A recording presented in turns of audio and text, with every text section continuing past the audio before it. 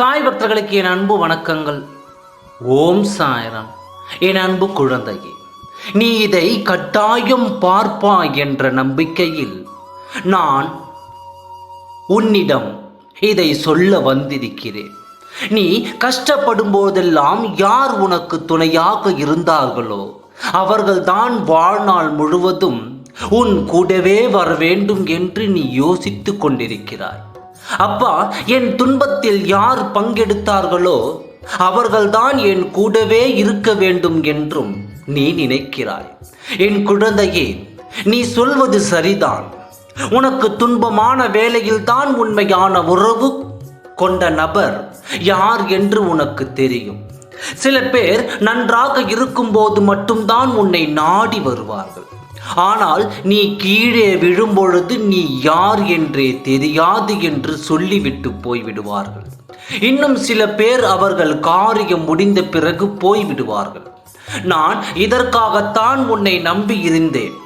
எனக்கான வேலை உன்னிடத்தில் முடிந்து விட்டது, இனி எனக்கு என்ன இருக்கிறது என்று சொல்லிவிட்டு போய்விடுவார்கள். ஆனால் நமக்கு துன்பம் வரும்போது தான் நம் மீது எவ்வளவு அக்கறையாக இருக்கிறார் என்பது உனக்கு தெரிய வரும்.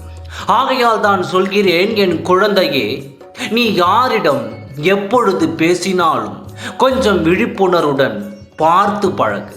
என் அன்பு குழந்தையே, என்ன நடந்தாலும் சரி, நான் உன்னோடு தான் இறுதி வரை இருக்கப் போகிறேன்.